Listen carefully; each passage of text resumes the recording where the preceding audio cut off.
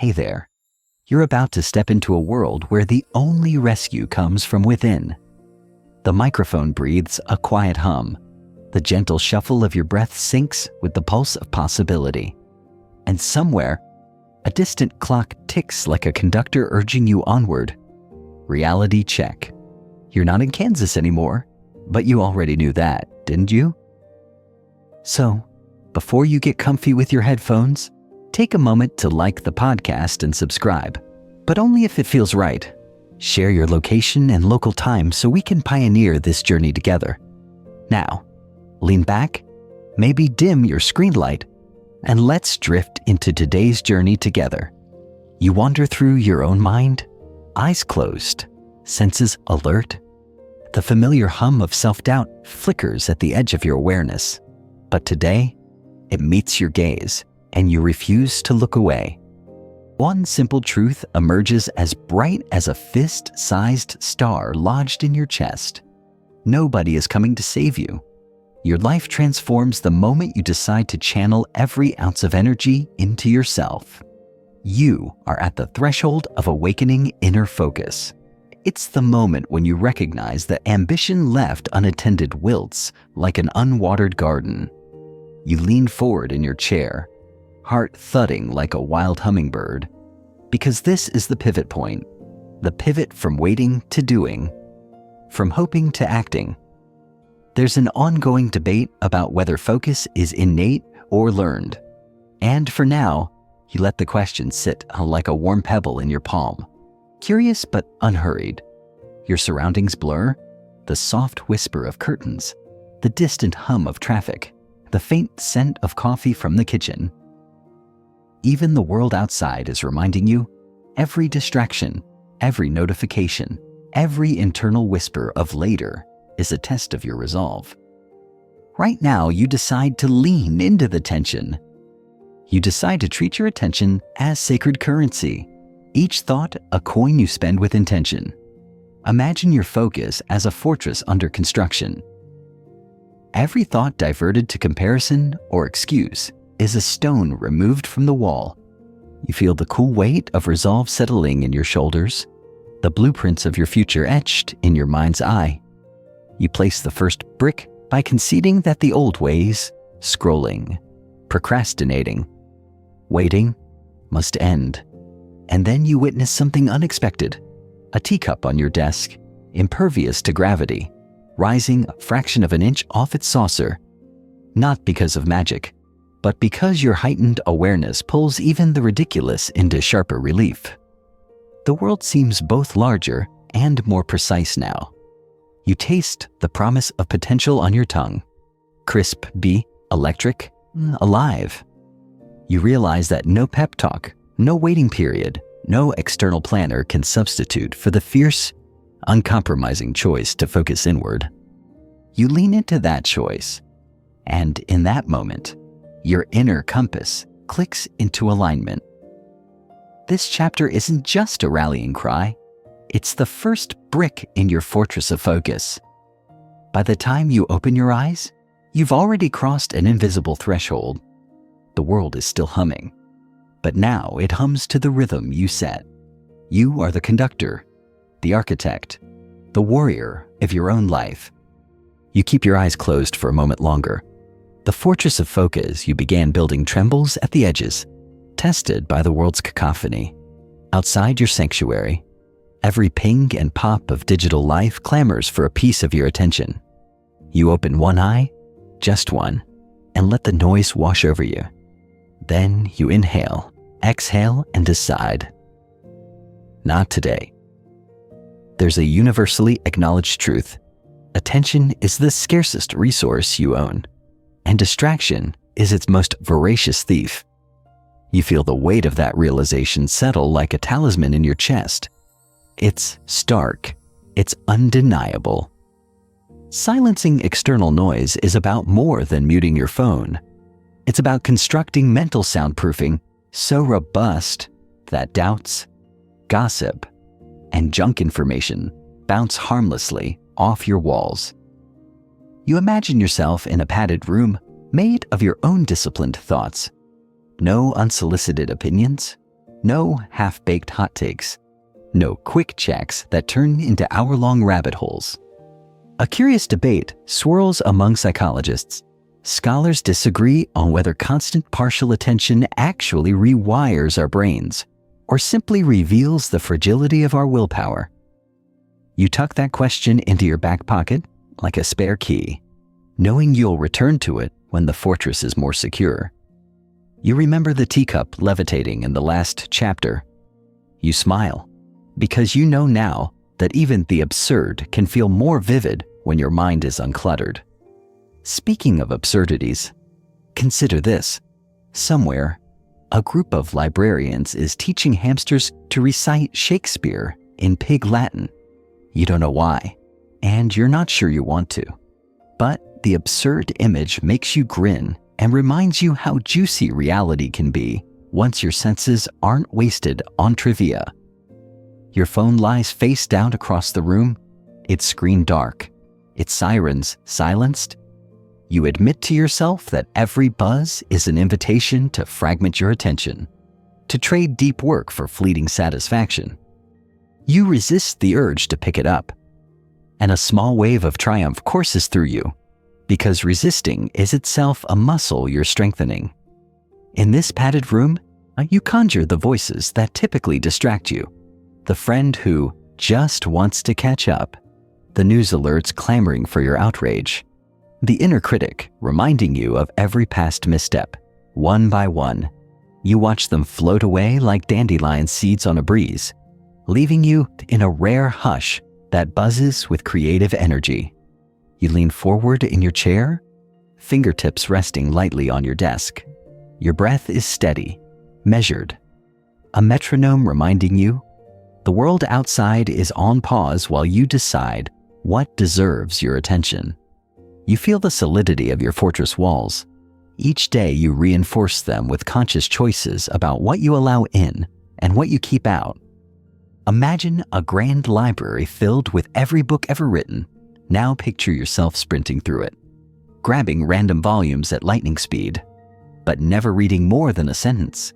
That is the tyrant of modern distraction. You flick an imaginary switch, and the lights in that library dim, all the books close, and a single title glows.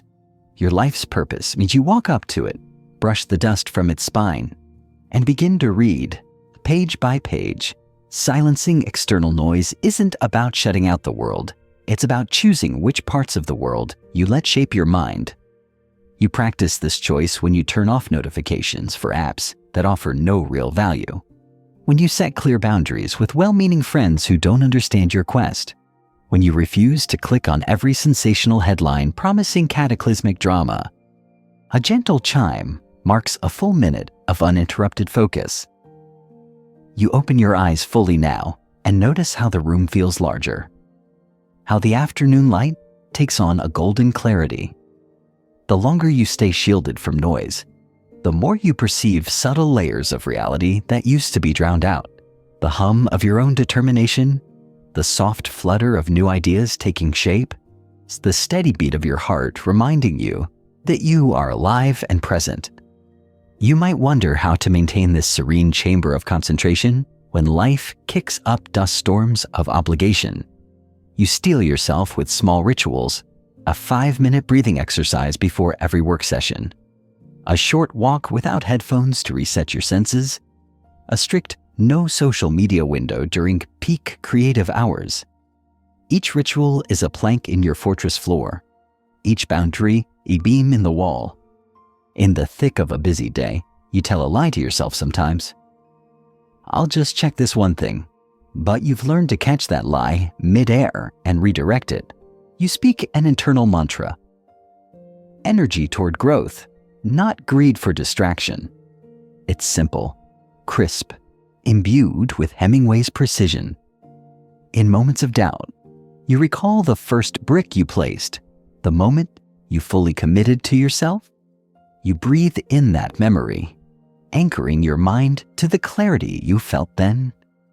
The fortress's walls pulse with renewed strength, and you smile because you know that each time you fend off noise, you claim a little more territory for your own potential.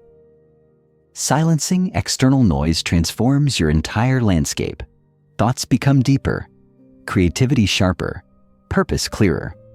The academic debate about attention span no longer confuses you, because you've experienced firsthand the power of intentional focus. You lean back and let silence stretch luxuriously around you. For a moment, you almost hear the hamsters reciting Shakespeare, and you laugh quietly, a sound that echoes warmly in your mind's padded chamber.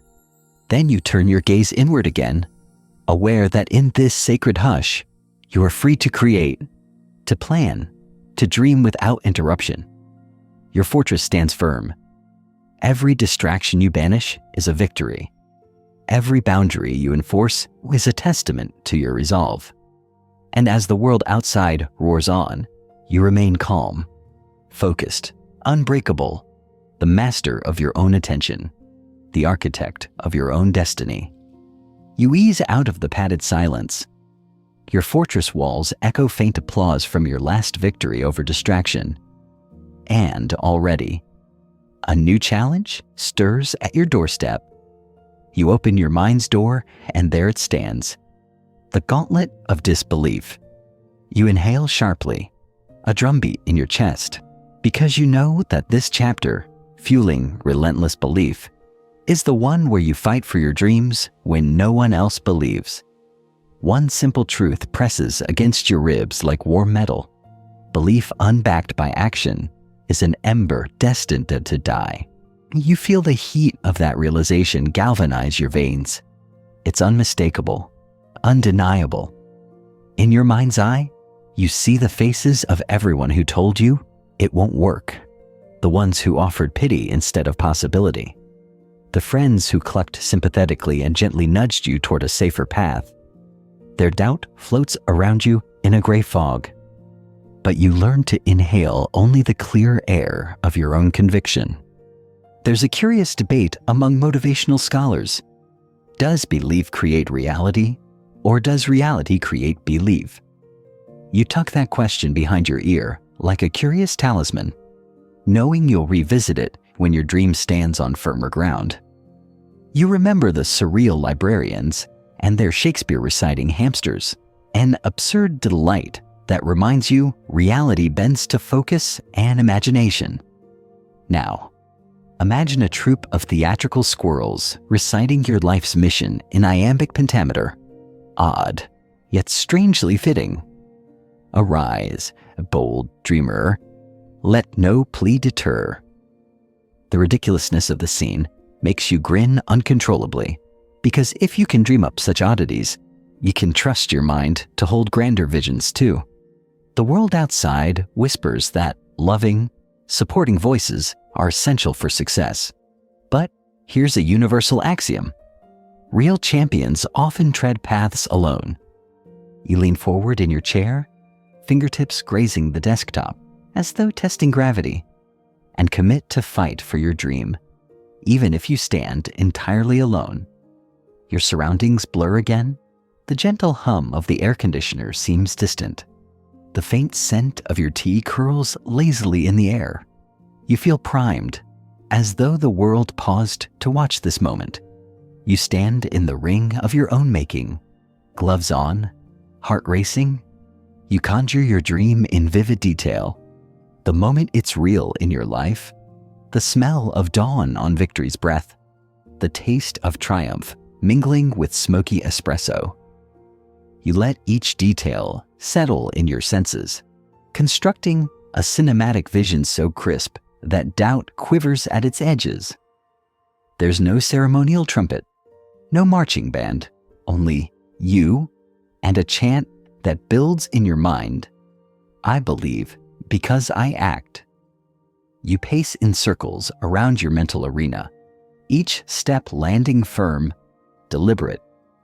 Every hesitance that would have tangled your ankles is now shackled by your deliberate strides.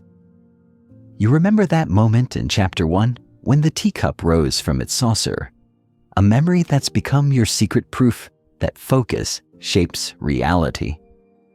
And now, you imagine that same teacup brimming with your unshakable faith, rising higher, lifting the entire room with its buoyant conviction. You lean back and consider how many brilliant ideas have been smothered by communal doubt. How many breakthroughs have been delayed by polite skepticism? You see an old typewriter in the corner of your vision, keys worn, ribbon dried, an echo of countless manuscripts surrendered to the fear of ridicule? You imagine dusting it off, the keys clicking beneath your fingers as you type Chapter 1, Belief Without Bounds. Fueling relentless belief is not a grand gesture. It's a persistent flame. You stoke it with micro-actions, a simple promise kept, a daily victory noted, a whispered affirmation in the mirror. Hemingway would admire your brevity. You act, you believe, you become. Dickens would delight in the rich texture of your inner world, every doubt personified as a shadow waiting to be banished. Austen would raise an eyebrow at your polite defiance of convention. Wit twinkling as you choose comfort over complacency. You close your eyes, sense the rhythm of your breathing, and see a parade of improbable allies rallying behind you. Ghosts of past visionaries nodding approval. Newton scribbling beneath an apple tree. Wolfe tapping away by the lamp. Mandela standing steadfast despite chains. Their faith in their own visions became your inheritance, and now you carry the torch. A persistent buzz threatens to intrude. The editor's cautious advice, the friend's worried texts, the inner voice questioning if you're arrogant. You swat the buzz away like a mosquito, unbothered by its hum. You speak aloud, I choose my own radar for truth. The sound of your voice settles the storm, and a calm follows as though the room breathes in relief. You rise from your chair, take one deliberate step toward the window, and peer through it at your unfolding future. The city lights flicker like distant campfires, each one a beacon of someone else's belief in their own journey. Tonight, you join that network of brilliant light, committed to your cause. You pick up your phone, hesitate a heartbeat, then open your notes app. You type a single line, I will not shrink away, I will build. Then you close the app, an act as significant as writing a manifesto, because it cements intention into reality. Fueling relentless belief means refusing to wait for a chorus of affirmations. It means singing your own anthem, loud enough to echo within every corner of your mind. You lean back one last time. Let the weight of your conviction settle like a velvet cloak around your shoulders, and exhale. No more waiting for permission. No more hoping for external validation. You are the architect of your own belief, and every action you take fans the flames. The world may stand silent, may even point and whisper, but your inner voice rings loud and clear. I fight for my dream because it is mine to win. You blink away the residue of that fierce conviction. Your fortress hums with new energy, and you feel the promise of action stirring in your limbs. Now, you step into the rhythm of daily commitment ritual, that sacred pattern of small yet unbreakable choices that prove, day after day, you are serious about yourself.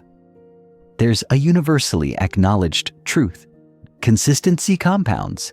A single drop of water on stone does nothing, yet keep it falling, and over time, the rock yields. You inhale that truth, letting each breath be a promise. Today, you will show up, no matter what. Your mind drifts to mirrors, literal and figurative, reflecting the person you are becoming. You rise, move to a small table, and place there 3 items: a notebook, a pen, and a kettle of tea. These are mundane objects, yet each one is a ritual talisman. The notebook for clarity, the pen for commitment, the tea for calm focus. A scholarly debate bubbles beneath the surface. Do habits form through repetition alone? Or must you infuse each action with conscious intention? You tuck that question behind your eyebrow, saving it for later exploration. For now, You choose both. You repeat and you intend, planting a double seed for growth. In the corner of your vision, you recall the theatrical squirrels reciting your mission. You grin, because today you'll introduce them to a daily rehearsal. Each morning, they'll line up on your desk and recite, "I choose presence," until you internalize the mantra. Absurd? Absolutely.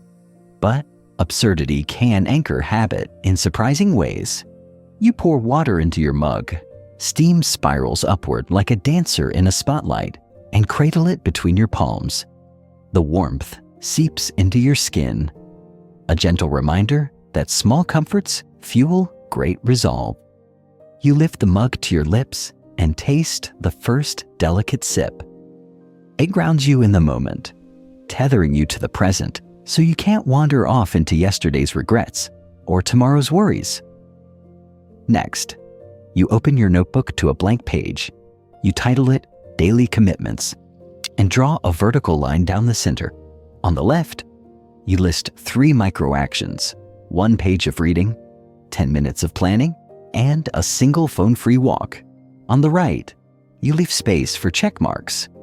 As you write, your pen moves with decisive strokes, each letter a steel beam in the framework of your day. There's something sacred about checking a box. You place a crisp check mark next to "Read 1 page." Instantly, your mind buzzes with the satisfaction of follow-through. You've just proven to yourself, however small, that your word matters. Imagine a bizarre school where students must recite their homework commitments backward while standing on one leg. Ridiculous? Yes, but it highlights how ceremony heightens accountability. Your daily commitment ritual may lack the limber demands of that school, but it carries its own quiet power. You rise from your seat, pen in hand, and take a slow walk around your workspace. No phone buzzing, no music playing, just the soles of your feet meeting the floor. You call this your mindful march, grounding each thought in the promise you wrote. With every step, you silently reaffirm, "I show up, I show up, I show up." By the time you return to your desk, your checklist awaits. You mark off the planning session, 10 minutes spent mapping today's priorities. You feel the gentle tug of accomplishment, like a kite catching an updraft. You pause to savor the feeling because these micro-victories are the mortar holding your fortress together. A sudden thought waltzes in. What if tomorrow you add a 4th item? Perhaps 5 minutes of stretching. The suggestion thrills you. You jot it in the margin, brushing a playful grin across your features as you imagine squirrels balancing on tiny yoga mats. You settle back into your chair and watch the second hand tick, marking 60 seconds of silence, then 90. You let the hush stretch as though it's elastic, and in its expansion, you hear the soft hum of self-respect forming. People often imagine commitment as brash declarations and grand gestures, but the truth is quieter. It's about waking up and doing the work when you'd rather linger under warm covers. Today, when you wanted extra sleep, you chose the ritual instead. That choice ripples outward into your work, your relationships, your confidence. As the afternoon sun shifts through your window, you revisit your notebook. You see 2 check marks shining back at you. You lean in close and murmur a line of Austen-esque wit. You are too warm a circle to be broken by laziness. The gentle humor tastes sweet against your resolve. The final act of your ritual arrives, a phone-free walk.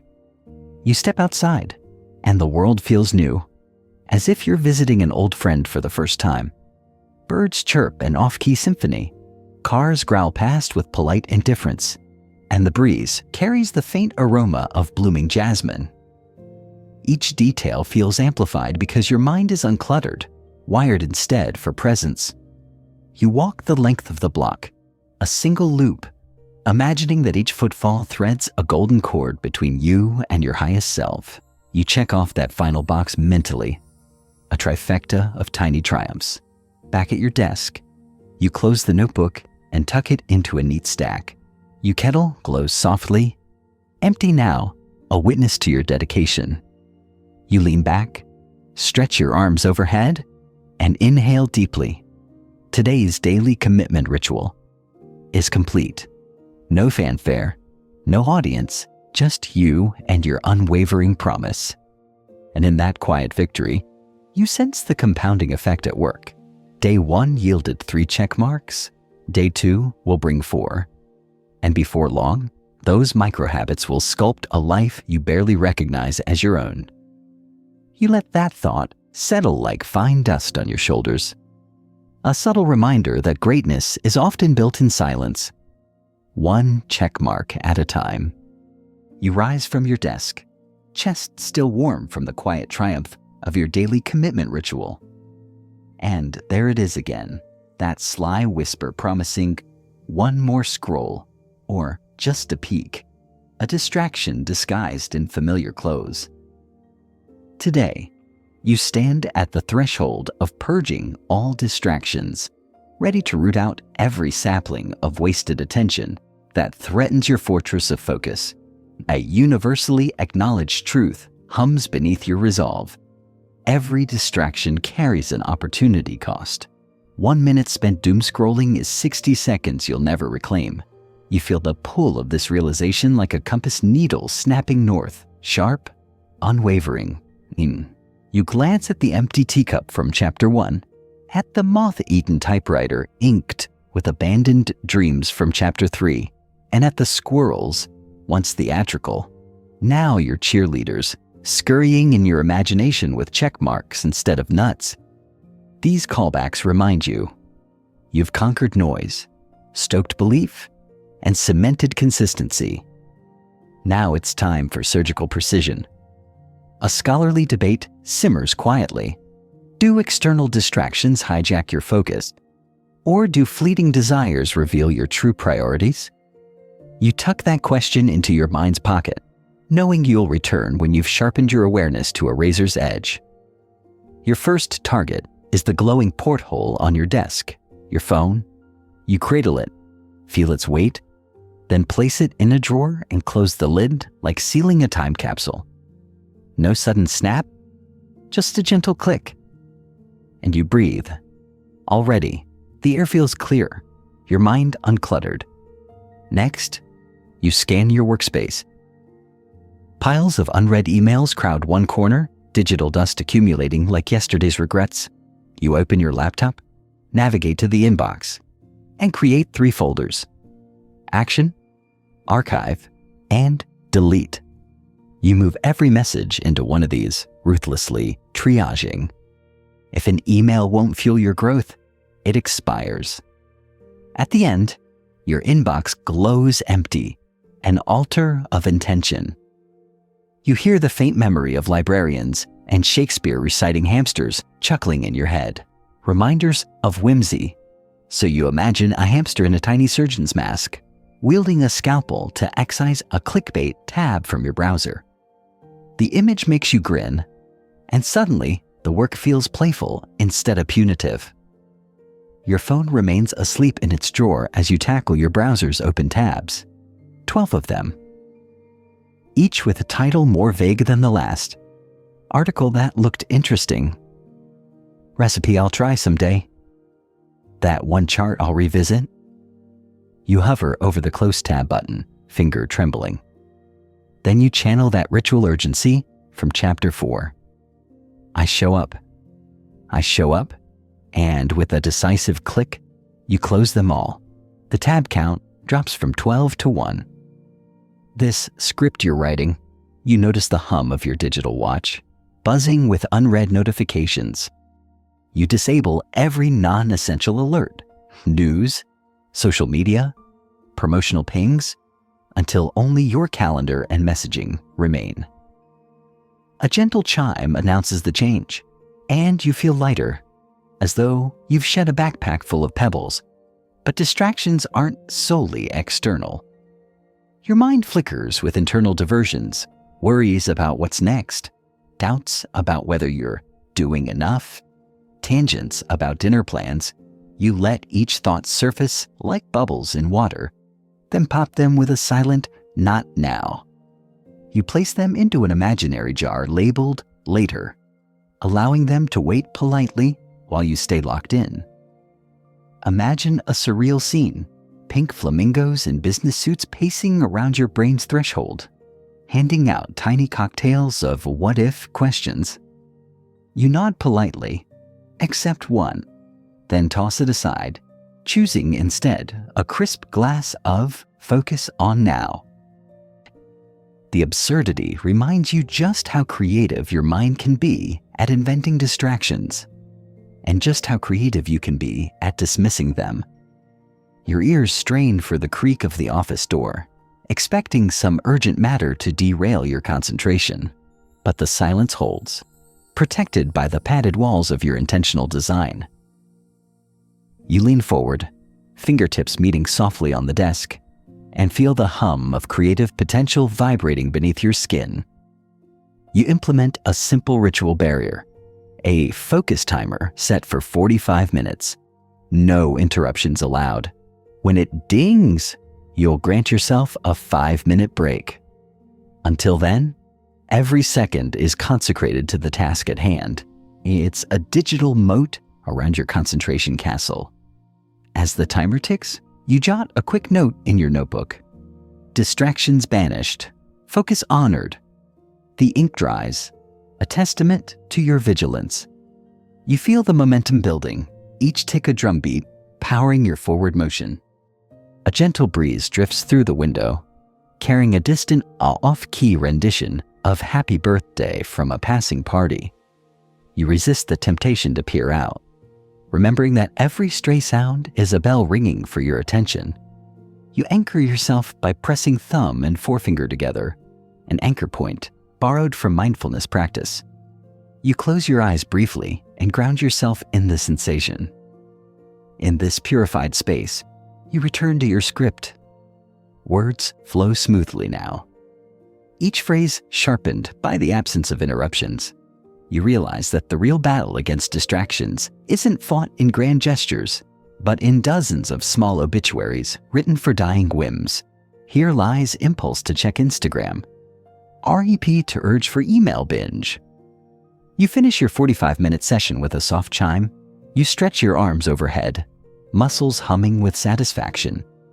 You open your eyes to see your screen brimming with paragraphs of crisp narrative, unmarred by stray browser windows or blinking icons. You pause and reflect. The work you've done in the last hour would have taken twice as long in an environment enslaved by distraction. The time saved is an investment in your future, interest compounding with every uninterrupted session. Before you resume other tasks, you honor a micro-celebration. You close your notebook, slide it into your stack, and tap it gently. You whisper, "Well done." It echoes softly in the still room, but its impact resonates within you. As you reopen your laptop, you leave open only what matters, your script document and a blank tab for reference notes. Everything else remains dormant. Tucked away, you feel sovereign over your time, unbreakable in your attention. Purging all distractions is not a one-time purge. It's a daily ritual of discernment, an ongoing commitment to your highest self. Today, you closed the drawer on your phone. You emptied your inbox altar. You silenced the digital brokerage trading your focus for nothing. Tomorrow, you will return, surgical scalpel in hand, to remove new weeds sprouting at the edge of your clarity.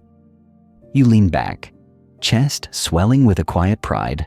The hum of your fortress is steady, unshaken by trivial temptations, and in that calm dominion, you feel the power of intention more vivid than ever, ready to fuel the next chapter of your unstoppable journey.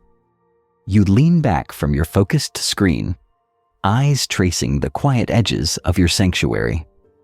And there it is again, the faint echo of excuses rattling at the fortress gates. Today's battle is deeper than banning distractions.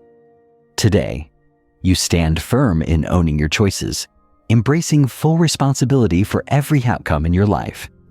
A universally acknowledged truth stands like a sentinel. Where blame points outward, power flows away. You feel the gravity of that realization coil in your chest. It's unsettling, yet liberating.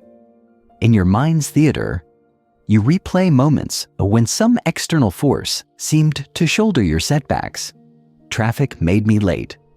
My landlord's notice stressed me out. The algorithm buried my post. Each line played in your head like an old rerun, comforting in its familiarity, crippling in its cost. Scholars debate fiercely. Does taking personal responsibility erode compassion, or does it ignite genuine empowerment? You slip that question into your pocket, knowing you'll unpack it as your mastery deepens. For now, you choose unambiguous ownership. You close your eyes and visualize a crowded market square. Around you, vendors hawk excuses. The economy's bad. You're too tired. Luck's against you. Their stalls brim with reasons to defer action. You walk through the square, a basket in hand, plucking one excuse after another and tossing it aside. Not mine. You whisper in, not mine. A whimsical scene surfaces, an octopus at a desk typing feverishly, blaming every missed deadline on its 8 tentacles. You chuckle. You'd thought you had messy hands before. That absurdity reminds you. Blaming external factors is as silly as holding tentacles accountable for a missed mark. Only you steer your ship. You open a fresh page in your notebook and title it, My Commitments, My Responsibility. Below, you list 3 recent challenges: the stalled project, the strained conversation, the neglected workout routine. For each, you write one phrase that begins with I failed to set clear deadlines. I didn't listen fully. I skipped tracking my progress.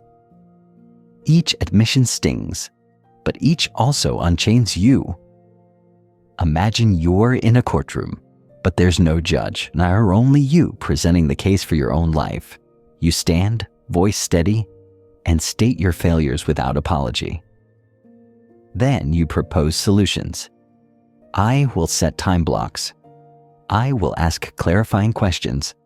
I will log every session. The verdict is handed down immediately. You're guilty, but the sentence is action, not shame. Your phone buzzes with a text, a friend upset about plans falling through. You breathe, resist deflecting blame onto work chaos, and instead reply, I messed up scheduling, and I'll make it right. The simple act of owning your lapse diffuses tension more effectively than any excuse ever could. You tap into Dickens's rich detail. Your inner landscape feels like old London fog, drifting, murky, dotted with lamps of clarity. Austen's genteel wit surfaces as you murmur. It is a truth universally acknowledged that excuses ruin more plans than storms ever will. You smile at the fusion of literary worlds within you. Owning your choices stretches beyond apologies and accountability. It extends to gratitude for setbacks. Each stumble is a tutor in disguise, if you're brave enough to enroll. You recall the typewriter from Chapter 3, its ribbon dried from abandonment, and imagine feeding it fresh ink, a metaphor for renewing your commitment rather than blaming the tools. In a small act of ownership, you stand and polish that typewriter's keys. Each polished key, a promise that you will not neglect what matters. You tap out a single word, begin. The sound echoes, a starting gun fired in the silent hall of your intentions. You picture a grand mosaic, each tile representing a choice you've made. Some tiles are cracked, choices you wish you could unmake. You lean forward, gently removing the cracked pieces and replacing them with new sturdy tiles labeled with deliberate actions. A plan. Persist. Polish. The mosaic brightens under your hands, A debate bubble drifts in. It's not my fault I didn't know better. You swat the bubble and speak firmly. Knowledge is your responsibility too. You commit to learning, to researching, to asking questions, no longer excusing ignorance when answers are within reach. Your breath deepens as you feel a shift. The weight of external blame lifts, replaced by the solid heft of personal agency. You stand in the center of your fortress courtyard, armor glinting in the mental sunlight. Here, no blame survives.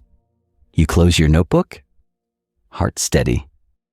You feel the power of ownership coursing through your veins, a force that transforms obstacles into stepping stones. Tomorrow, challenges will arise, people will falter, plans will derail. But now you know in every moment you hold the reins. As you rise to leave your workspace, you pause at the door, hand on the handle, and vow inwardly, I own my life unconditionally. The door swings open onto the world, and you step through with shoulders squared, eyes clear, and footsteps guided solely by your own decisions. You step out through the door you just swung open. The world greets you with its usual mix of ease and friction, and you immediately feel the tug of comfort's gentle hand. The allure of the couch, the whisper of shortcuts, the soft lull of maybe later. Today's call is to embrace discomfort, to push yourself harder precisely when every instinct begs for ease. One simple truth lands in your awareness like a rock skipping across water. Growth hides on the far side of discomfort. You feel the echo of that rock in your chest, rippling outward. A quiet insistence that comfort is the enemy of progress. In your mind's theater, you conjure the image of a velvet-lined chamber where cushions outnumber bricks 10 to 1, and a sign reads, "Enter here for guaranteed ease." You stand at the threshold, toes brushing the soft edge, but you turn away, seeking instead the door labeled Struggles Workshop. Your scholarly voices argue. Is pain a warning sign to retreat, or a beacon guiding you toward transformation? You tuck that question in your pocket like a compass, knowing that today you choose the beacon. You begin with a simple physical test, an extra 5 push-ups that were beyond what you did yesterday. Your muscles shake, a chorus of micro-protests rising in your arms and chest. You count each rep with absolute focus, 3, 4, 5, until you reach 10. When you press through, the burn becomes a ritual bell, summoning untapped reserves of grit.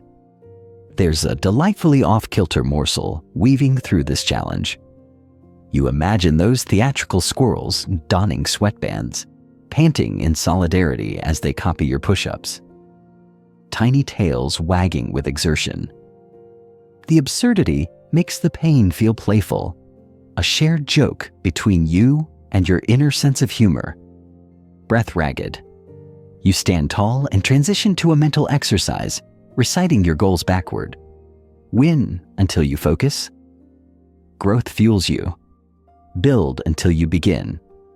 The words tangle on your tongue, forcing you to concentrate, to conquer even the small discomfort of disorientation. It's a surreal twist straight from Carol's playbook. Your coffee mug trembles in your hand, steam rising like a spectral dancer. You take a deliberate sip, savoring the warmth. Acknowledging that even comfort can be repurposed, this ritual cup becomes fuel for the next round of challenge. In the corner of your mind, the typewriter from Chapter 3 clacks faintly, pressing you onward. Each keystroke and each deliberate choice is an act of defiance against easy living. You move to your workspace and write in your notebook, "Today, I'll do the thing I resist most." Then pause as your finger hovers above the page. You fill in the blank. "I will write a difficult email." The email you've been avoiding sits in draft form, words half finished, tone uncertain. You open it, heart pounding as though you're stepping into a rainstorm without an umbrella. Yet, with each sentence you type, The discomfort slashes through the fog of procrastination. You write swiftly, decisively, sealing the message with a click that sounds in your ears like a starter pistol. A debate flickers. Did you act out of necessity or courage? You decide it doesn't matter. The point is, you acted. You sent the email. You embraced the sting of vulnerability and turned it into momentum. Your gaze drifts to the open browser tab listing dozens of unread articles. Instead of scrolling, you choose the hardest one, the academic paper dense with unfamiliar terminology.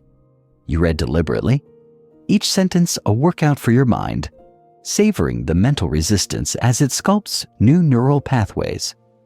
A surreal vision dances into your mind.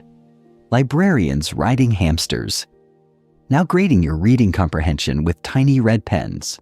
Impossible, yet oddly encouraging.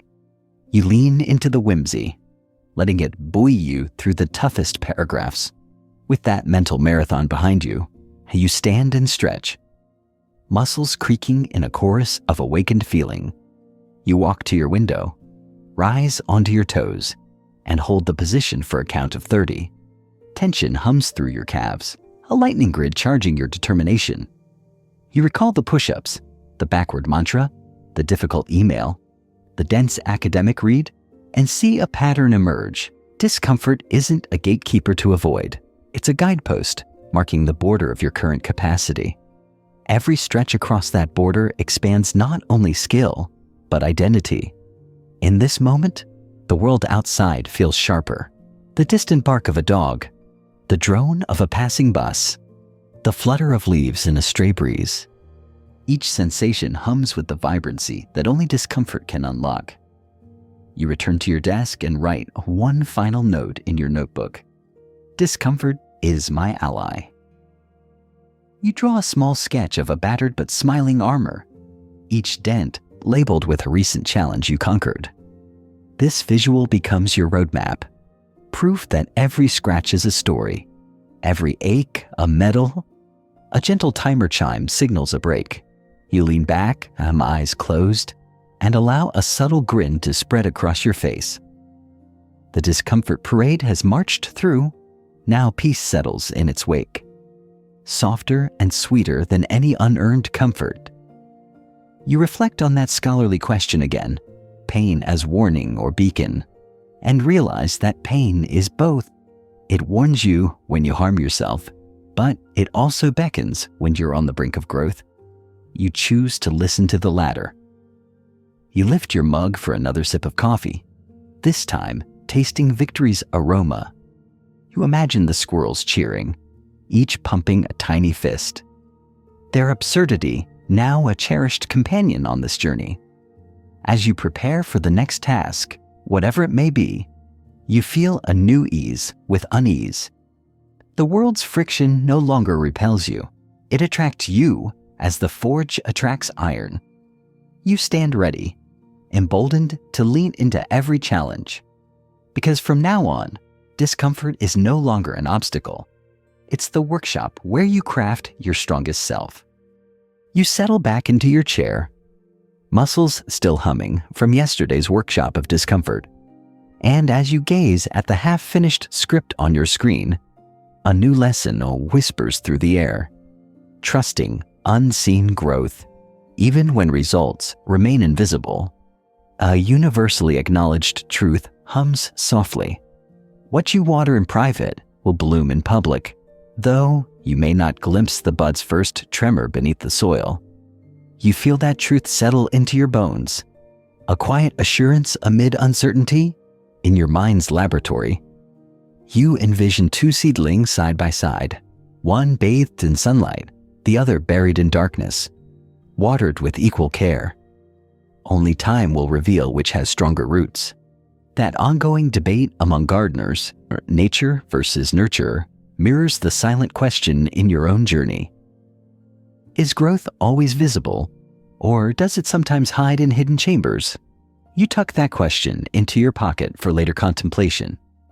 You recall the squeaky typewriter from Chapter 3, its ribbon revived, its keys clicking under your fingers.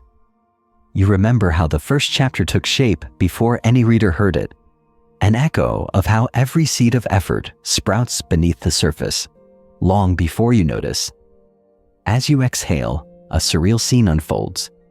Librarians aboard hamsters once again, this time planting seeds in miniature pots, each hamster wearing goggles and carrying a tiny watering can. It makes you smile, because if imaginary hamsters can nurture growth, so can you. You place your hands on your desk, feeling its solid grain beneath your fingertips. You commit to a simple ritual. Each morning, you will journal one line about progress invisible to the eye, perhaps a shift in mindset, a quieter anxiety, a flash of insight. These private notes become a map of subterranean change.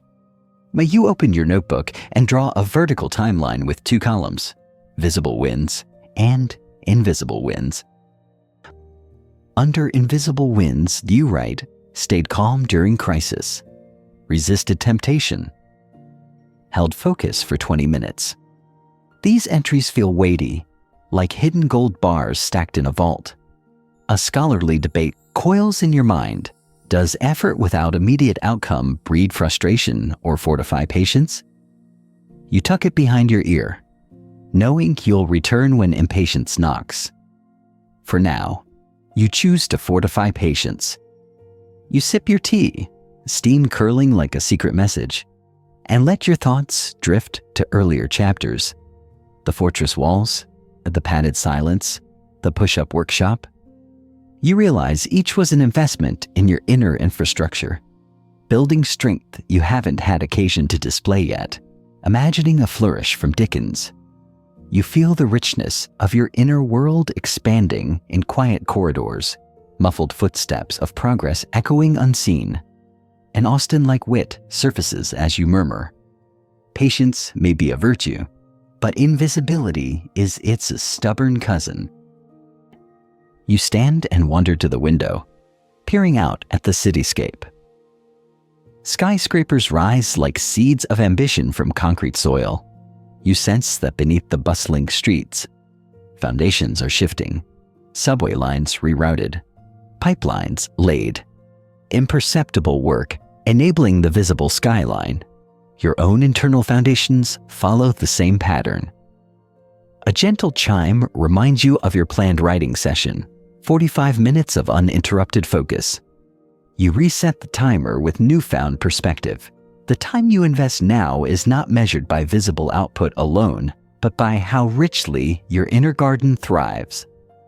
As the session begins, you type a few paragraphs and then pause, noticing a subtle steadiness in your thoughts. Where yesterday your mind might have stumbled over self-doubt, today it flows more smoothly.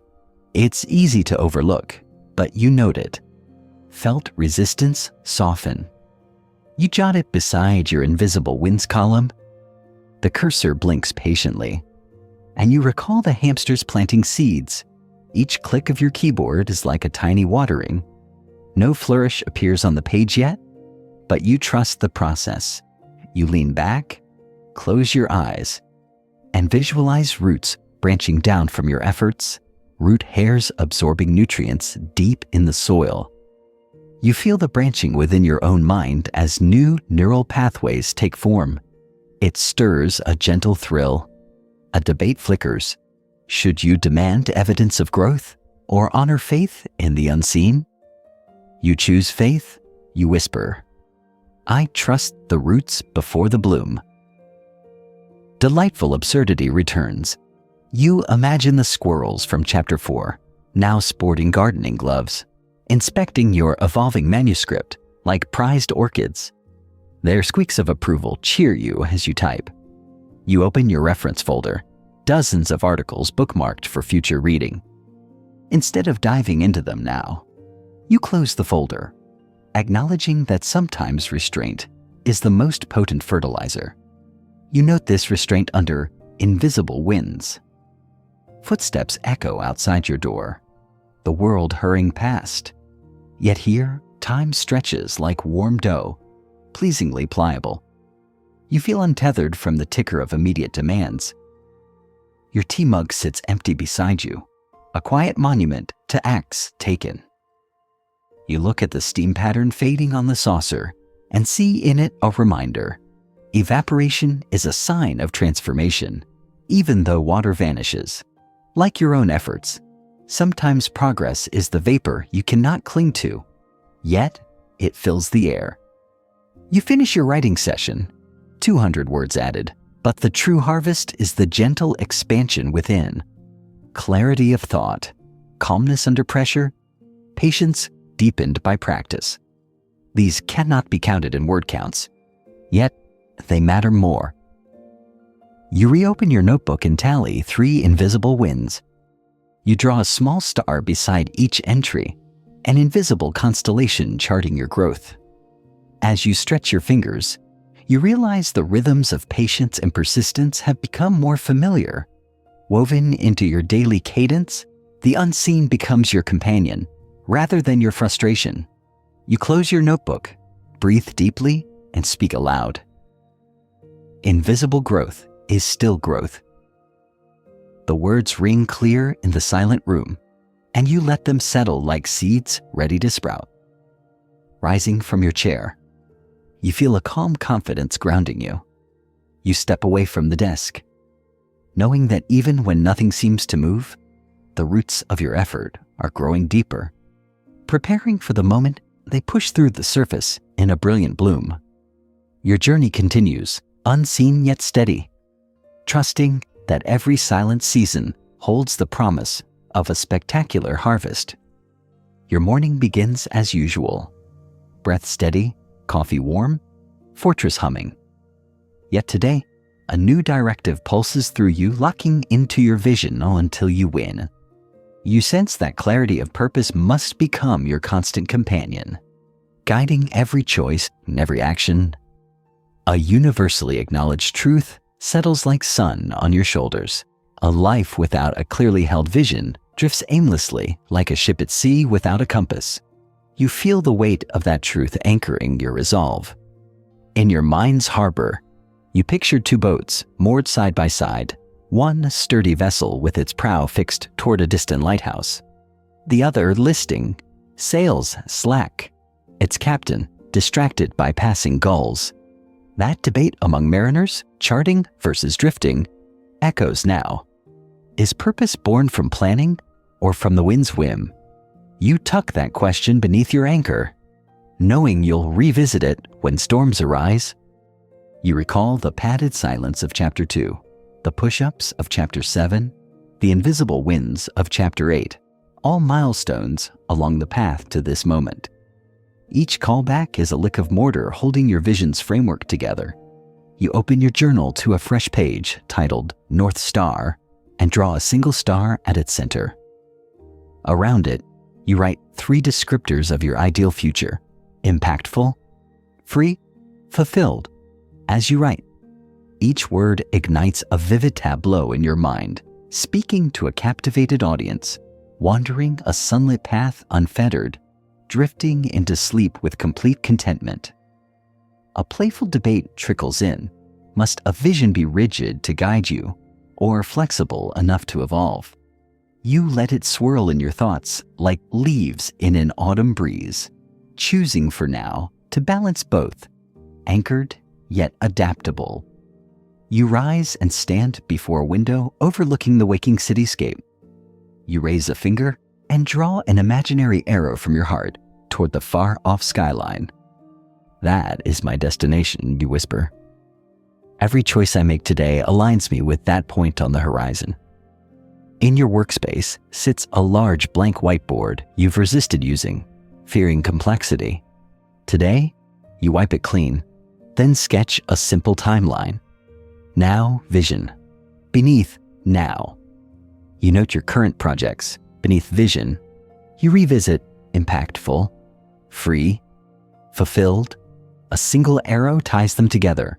The board hums with potential. You step back and survey your map.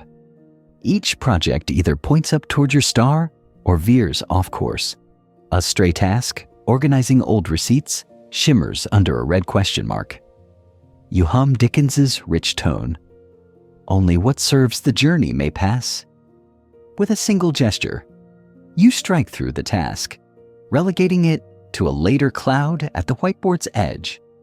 A surreal image dances in your mind. Librarians riding hamsters with tiny telescopes, scanning the horizon for your star.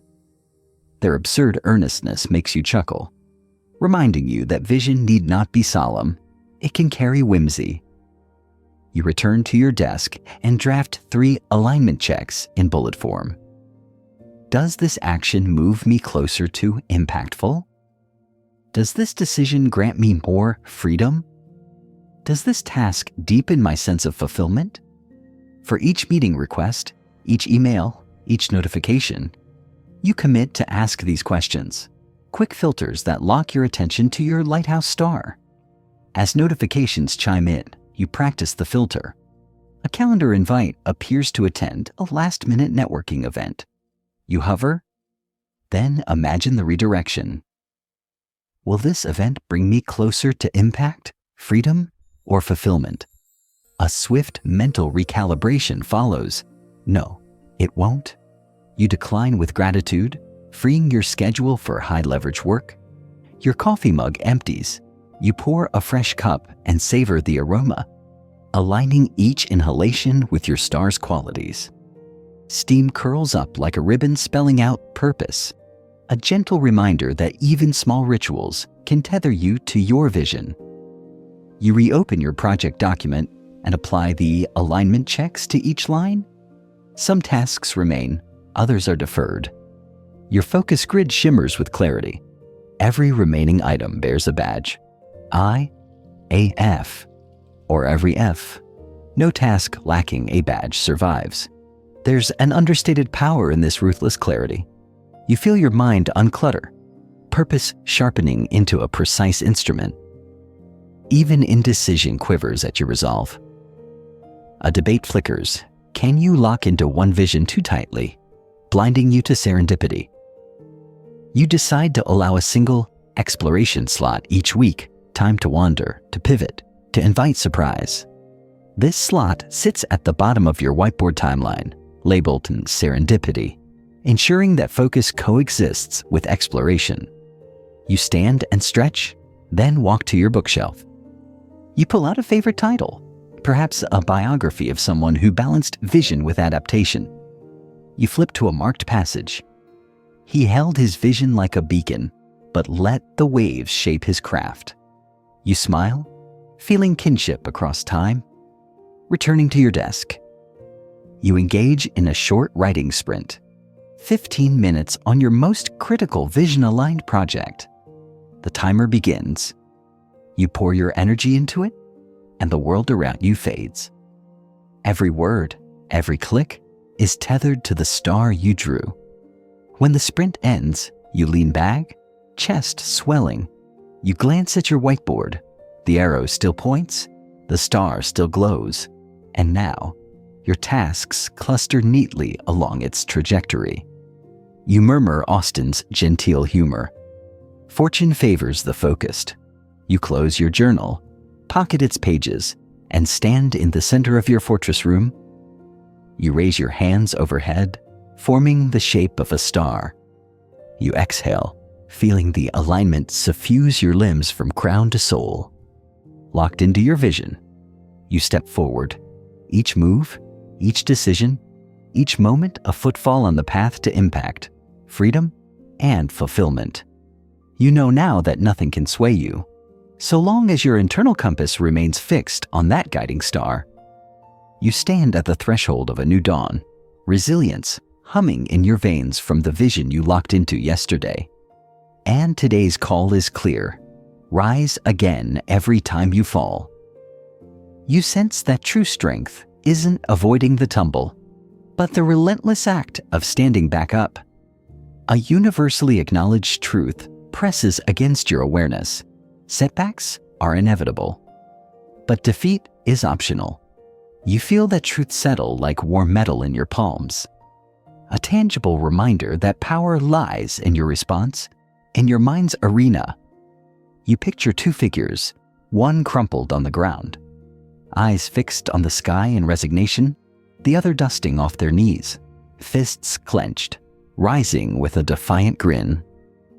That debate among athletes, are champions born or forged in adversity, swirls like confetti caught in a storm. You slip the question into your gear bag, knowing you'll unpack it after you've taken your next step. You recall the mosaic of choices from Chapter 6, the fortress of focus, the padded silence, the push-ups, the vision arrow.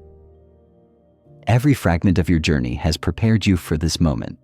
Each callback is a rung on the ladder back to your feet. You close your eyes and inhale deeply.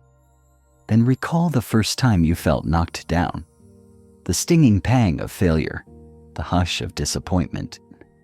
You feel that sting again, but now tempered by wisdom. You whisper, "This is not the end." A whimsical vision dances before you. Hamsters in tiny boxing gloves, shadows cast across a miniature ring, their squeaky mitts raised in solidarity. It's absurd, yet it fuels your resolve. If even rodent fighters can persevere, so can you. Your first act of rising is physical. You sit, then push yourself to your feet, knees wobbling like newborn colt's legs, but you stand. Your heart thuds in your throat, a primal drumbeat urging you forward. You stumble backward into a chair and grab your notebook. You pen 3 recent falls, each labeled not as failures, but as lessons. Next to each, you write a single action. Reframe, recommit, re-engage. The entries glow like embers, waiting to spark new flames. A scholarly debate flickers in your mind. Does resilience grow through struggle, or is it innate? You tuck that question into your back pocket, knowing the answer lies in the next moment you choose to stand. Again and again, you take a slow, deliberate step toward your desk.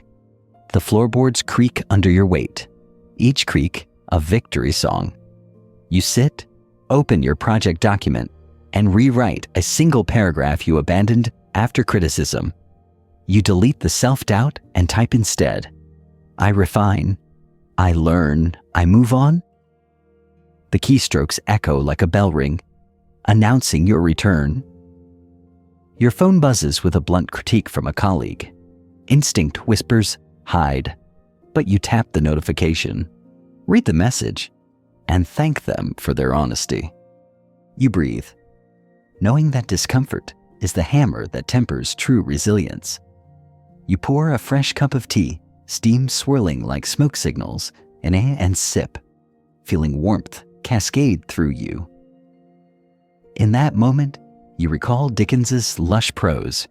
Even the bleakest night gives way to dawn when the soul refuses to dim. You rise again from your chair, making your way to the window. You gaze out at the city, each rooftop a testament to countless rises after falls. Beneath the skyline, unseen repairs and rebuilds occur day and night. You murmur Austen's genteel humor. One must allow for missteps. They make the comeback that much sweeter. Returning to your desk, you engage in a resilience drill. You set a timer for 10 minutes and purposefully revisit every setback you've logged in your notebook. For each, you write one paragraph of gratitude for the lesson learned, the strength gained, or the new perspective earned. Tears prick at your eyes as you acknowledge the hidden gifts within each tumble. When the timer dings, you lean back and fold your hands across your chest. A calm confidence settles. You've mined value from the void. You close your notebook, the pages now heavy with proof that every fall enriches your journey. You walk to the whiteboard and draw a simple symbol, a phoenix rising from ashes. Beneath it, you write your personal motto, fall hard, rise stronger. You step back, appraise the image, and feel a surge of pride at your own commitment to never stay down. A surreal flourish returns. Librarians on hamsters now assemble tiny staircases beside the phoenix, each step labeled with a hard-earned victory you once thought impossible. The absurdity warms you. You realize that humor and resilience march hand in hand. As afternoon light fades, you settle back into your chair and open your writing window. You type a closing line for this chapter. And when life knocks you down, you grasp the ground, push through the pain, and rise with a roar that echoes beyond the fall. Each word resonates, a testament to your unbreakable spirit. You lean forward one final time and place your hand on the teetering teacup from Chapter 1, now firmly planted on its saucer. It wobbles but remains upright, a quiet mirror of your own stance. You smile and whisper, "Still standing." The echoes of your resilience still hum softly in the air. The fortress of your focus stands unwavering, its walls built brick by brick, fall by rise. In this gentle hush, you let your shoulders unclench and your breath lengthen like a slow river widening into calm.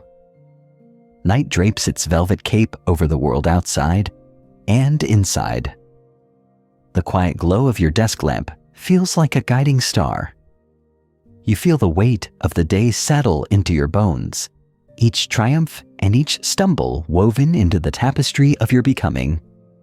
There's no rush now, only the soft cadence of recovery and reflection. Imagine yourself floating on a calm lake beneath a starlit sky. The cool water cradles you. The night air whispers lullabies of what's possible when you stay true to yourself. Every ripple in the water mirrors the small victories you've earned, silent, steady, spreading outward. Allow your mind to drift to the warmth of the teacup's echo, the hiss of your focus timer's last chime, the gentle rhythm of your heartbeat as it slows. Each sound is a note in your personal symphony of growth, subtle, harmonious, enduring. As you listen to this soft refrain, notice the tender swell of pride that blooms in your chest.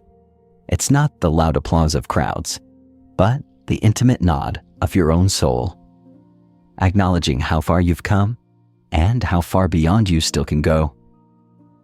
Let your thoughts settle like stars dimming at dawn, each one a twinkling memory of the weight you lifted, the obstacle you overcame, the moment you chose to rise.